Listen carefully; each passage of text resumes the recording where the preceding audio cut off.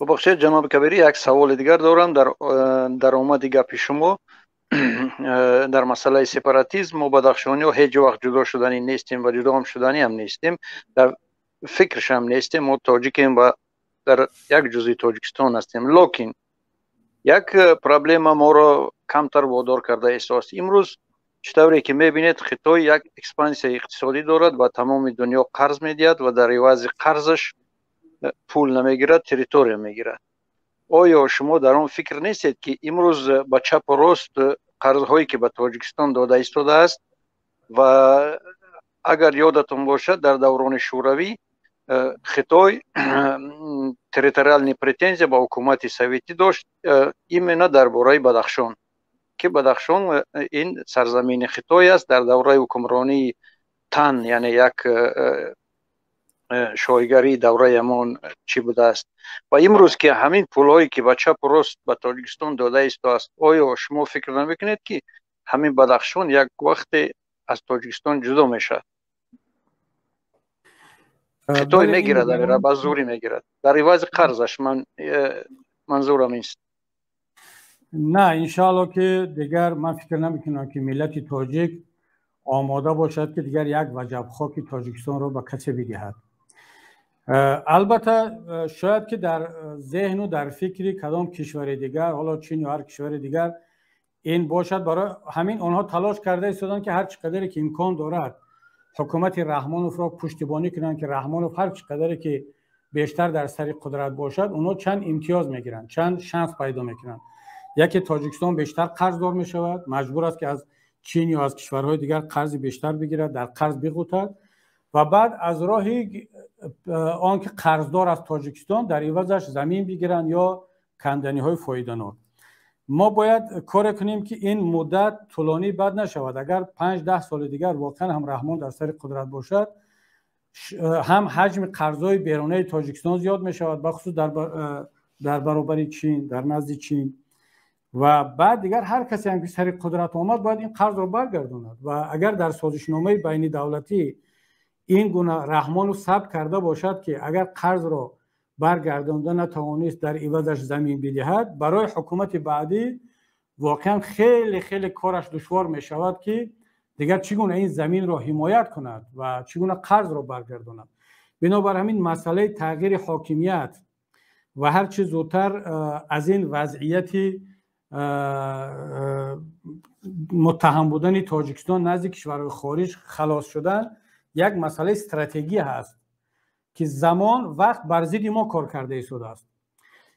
یعنی من به این گفتنی نیستم که ما حاضر بیایم فردا پس فردا شروع کنیم اقدام کنیم برای تغییر حاکمیت، یک کار ناسنجیده و ناپخته. نه، اما این را فراموش نکنیم که هر سال حکومت رحمانوف یا این حکومت امروزه به معنای آن است که همون قدر بیشتر ما قرضدار میشیم همچون ملت و دولت، همون قدر متهمی ما در آینده و حتی گروگان بودن زمین های ما در نزد خارجی ها بیشتر خواهد شد که دیگر دفاع کردن از زمین برای ما خیلی دشوار میشد که بعد اون وقت باید که در با بهای یا با خون یا با تلفات بیشتر باید از زمین دفاع کنیم. امروز ما شانس داریم که با یک تغییر حاکمیت از وطن و سرزمینمون دفاع کنیم.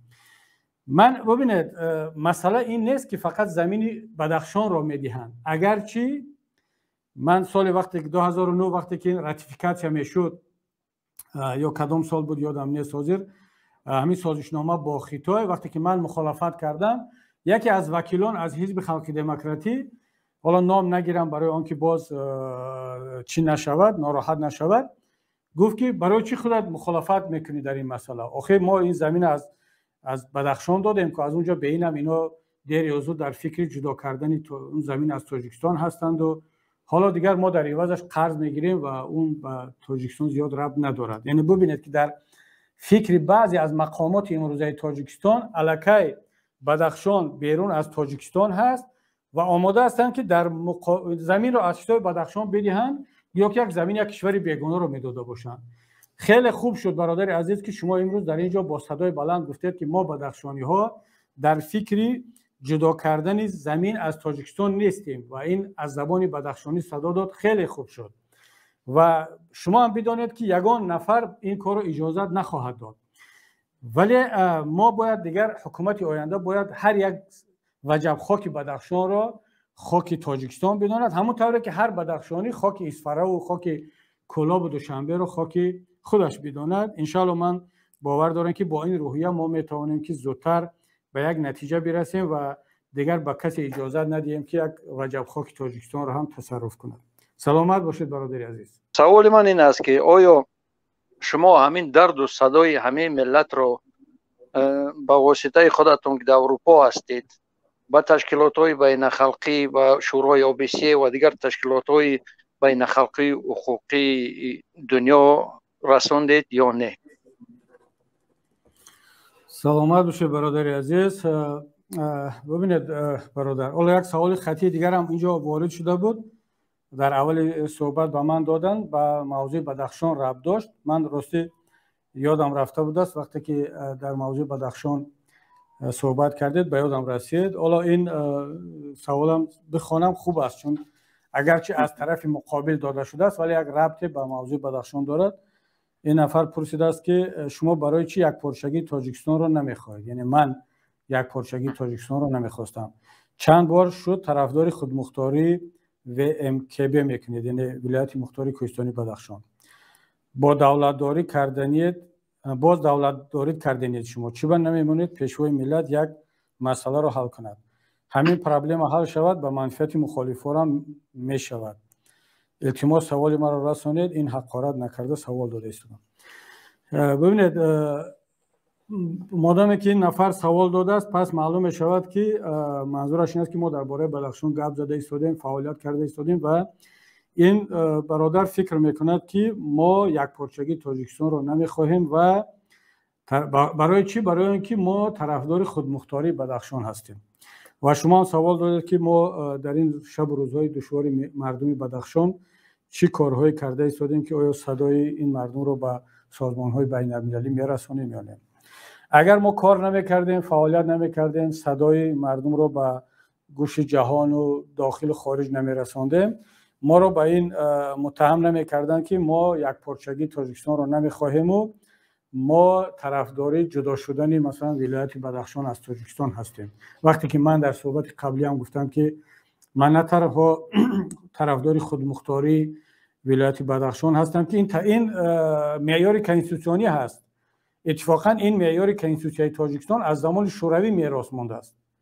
یعنی این نه دوران معیار دوران استقلالیت است و نه این حالا به خواهش کسی ربط دارد. این در کنستیتوسیون جمهوری تاجیکستان ثبت شده است و هر کسی مخالف خودمختار بودن ولایت بدخشان هست مخالف کنستیتوسیون هم هست، مخالف کنستیتوسیون تاجیکستان. اما من نه تنها طرفدار خودمختاری بلکه طرفدار آن هستم که خودمختاری بدخشان بیشتر شود، قوی‌تر شود، فقط در بالای کاغذ نباشد. خودمختار بودن یعنی چی؟ یعنی مردم محلی در مسائل اقتصادی، فرهنگی، در مسائل اداره ولایت بدخشان مختاریت داشته باشند. از دوشنبه از پایتخت هیچ دستوری برای آنها نشود.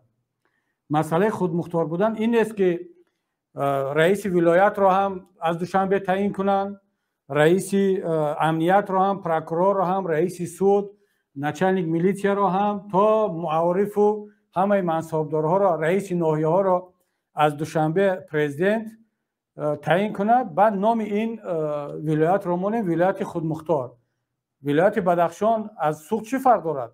از ختلان چی فرق دارد که همه کار را دوشنبه انجام بدهد باز نامش رو بگیم که این خودمختار است؟ نه، اصلا هیچ بوی از خودمختاریت در ولایت بدخشان امروز نیست. معیار خودمختاری بدخشان طبق کنستیتوسیون پامال شده ایستاده است، رعایت نمیشه. من طرفدار عملی شدن معیار کنستیتوسیونی هستم. اگر ببینید اون کسانی که میترسن که اگر ما با بدخشان خودمختاری بیشتر بدهیم بدخشان از ما جدا می شود، نه، کنستیتوسیون جمهوری تاجیکستان چنین معیاری رو پیش بینی نکرده است و هیچ کس جدا شده هم نمیتواند، هیچ کس اجازت هم نمیدهد که یک پارچه خاک تاجیکستان از تاجیکستان جدا شود. منظور از خودمختار بودن خودمختاریت فرهنگی است، زبانی هست، مذهبی هست، اگر در مسائل شخصی باشد، اقتصادی هست. چرا باید یک تاجری مثلا بدخشانی باید لیسانس رو از دوشنبه بگیرد. اما این به معنای جداگی سپاراتیسم نیست. پیمان ملی تاجیکستان شدیداً مخالف همه گونه اندیشه و عملهای سپاراتیستی و جدایخواهی در قلمرو تاجیکستان خواهد بود و شدیداً مبارزه خواهد کرد. دوستان گرامی، اگر ما در تاجیکستان یک وطن بسازیم، وطنی آباد، پیشرفته، دموکراتیک، هم بدخشانی، سغدی، فیض‌آبادی، کلابی، رشتی، دوشنبگی خود را صاحب وطن بداند، خود را آزاد بداند، خود را صاحب این ملک و این حکومت بداند، برای چی از تاجیکستان باید جدا شود؟ در سر او فکر جدا شدن از تاجیکستان بیاید. نه تنها هیچ کس در فکر جدا شدن از تاجیکستان نمی افتد، بلکه تاجیکان دنیا در افغانستان، در ازبکستان، در سراسر دنیا اونها تلاش میکنند که جزئی تاجیکستان باشند. تاجیکستانی که از اونها حمایت کند، پیشرفت اونها را تامین کند، آزادی اونها را تامین کند، او با فخر بگوید که من شهروند تاجیکستان هستم. تاجیکان امروزه، شهروندان امروزه تاجیکستان، نه تنها بدخشانی ها، کلابی و سغدی و دوشنبگی، میدونید که هر روز چقدر شهروند تاجیکستان از شهروندی تاجیکستان دست میکشد، شهروند روسیه میشود، شهروند قزاقستان میشود، ترکیه میشود، آلمان میشود. همه اونا بدخشانی نیستند. اونا هم اکثریتش باز از منطقه‌های دیگر هستند. برای چی از این وطن میگریزند، شهروندی دیگر را قبول میکنند؟ برای که این وطن اونها را نه حمایت میکند، نه معاش خوب میتد، نه آزادیش را تامین میکند. خب ما چرا؟ اینم یک نمود سپاراتیسم است، اینم جدای خواهی است. یک انسان مجبور میشد که از وطن اجدادی و بابایش دست بکشد به خاطر اقتصادیات و کار و پول برود شهروند روسیه شود. چرا ما این رو مصیبت نمیدونیم، این رو فکر نمیکنیم؟ آیا مادام چند تا از بدخشانی که حالا در عصبانیت گفت، در کجای به طور فردی گفت که ما تاجیک نیستیم یا تاجیکستانی نیستیم، از تاجیکستان جدا میشیم، اگر گفته باشدم خب همین رو عملا کلابی کرده ایستاد است، سغدی کرده ایستاد است، دوشنبگی کرده ایستاد است، از شهروندی تاجیکستان دست کشیده ایستاد است. ما باید اینجا نگران باشیم، باید وطنی بسازیم که همه با فخر بگن که من شهروند تاجیکستان هستم، میخواهم که منطقه من تاجیکان اون طرف مرز، اون طرف آبم آرزوی در تاجیکستان زندگی کردن رو کنم. اما برگردیم شخصا به سوال شما برادر عزیز. من نمیخوام در اینجا حالا پیش از آن که حادثه شود یک حرف بزنم. مطمئن باشید که ما صدای شما رو به سازمان‌های جهانی رسانده ایستادیم.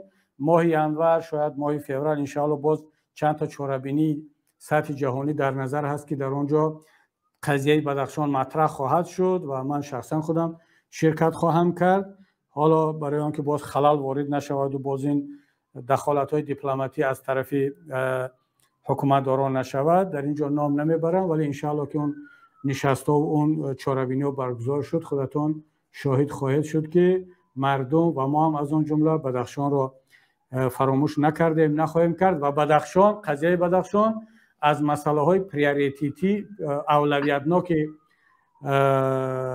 پیمان ملی تاجیکستان بود و خواهد ماند انشاءالله.